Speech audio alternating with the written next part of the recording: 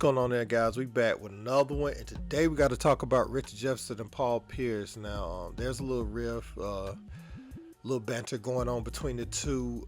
After Paul Pierce and Kevin Garnett, they were having a conversation, I'm assuming, about their matchups and some of the people they faced. And Kevin Garnett brought up Richard Jefferson, and Paul Pierce said that was straight sweetness, pretty much saying on the court he did whatever he wanted whenever Richard Jefferson was lined up in front of him.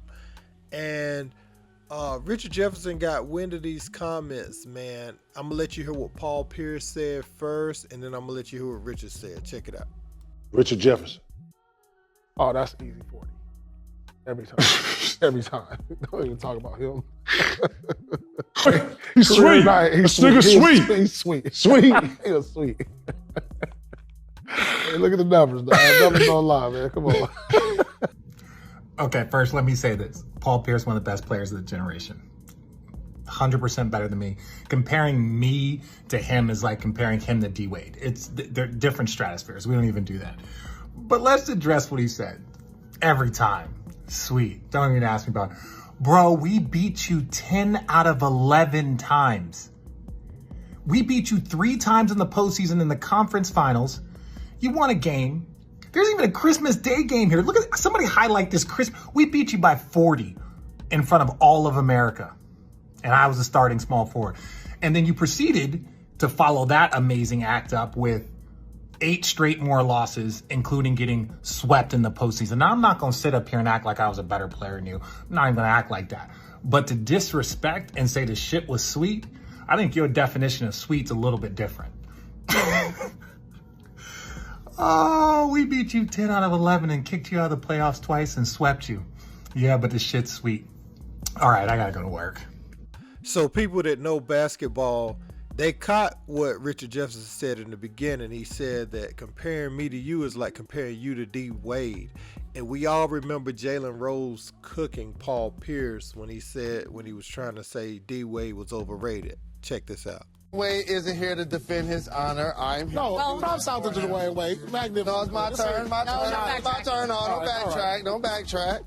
He's made all NBA first team twice. Paul hasn't done it. He made all NBA 8 times to your 4. Ooh. He's made all defensive team 3 times to your 0. Ooh, 0. That's rough. He's won 1 scoring title. You weren't able to win the scoring title. That's too bad. He has 3 rings. You have 1 ring. Ooh, 3 is bigger than 1. What are we doing? He's just the hype man over there, huh? Just the hype man.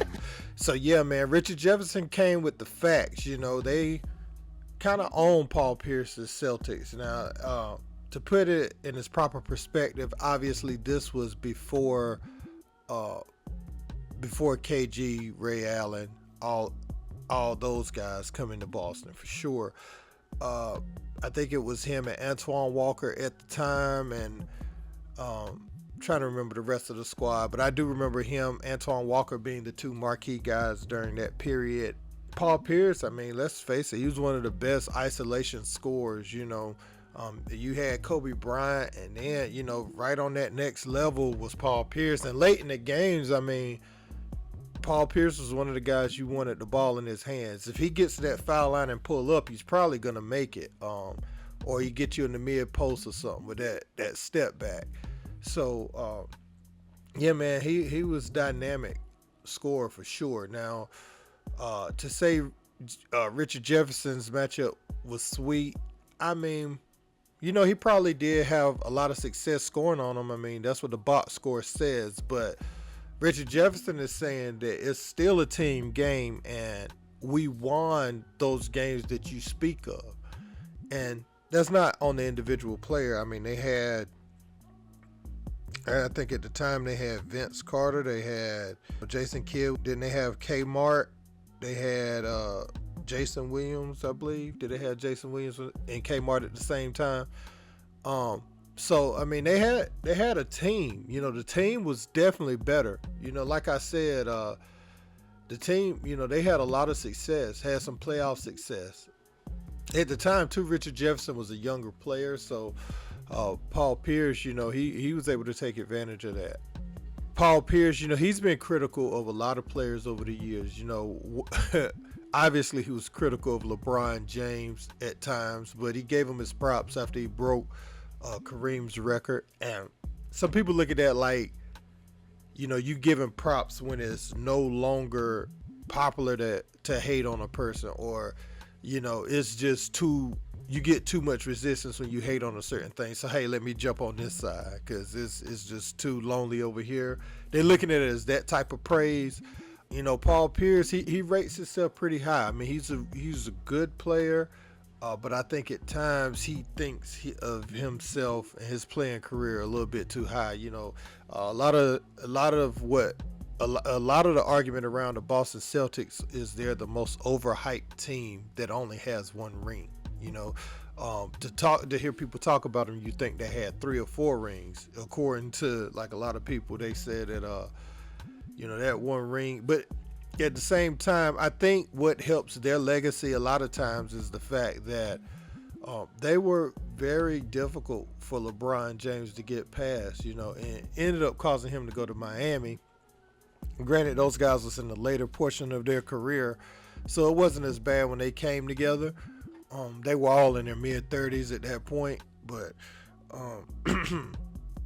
I think that significance of them being LeBron's nemesis holds just as much weight as their title, when you look back on it, because people are still talking about that team to this day, and they only had one ring, whereas not as many people's talking about the Dirk Nowitzki team, and Dirk was clearly the only superstar on his team. Now, he had some great role players.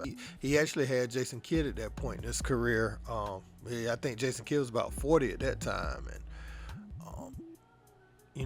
Jason Terry. He had a lot of great role players. But my point is, they don't talk about that team as much as they talk about that Celtics team. But they accomplish the same thing, and I mean, Dirk actually accomplished a lot, because he had another finals where D Wade came back from a 3-1 deficit, something like that, and they came back and won the championship. So both teams went to 2 finals. So, but yeah, man, let me know, do y'all agree with Paul Pierce, or do y'all agree with Richard Jefferson? Let me know what you're thinking in the comments. Don't forget to like, share, and subscribe. Until next time, peace.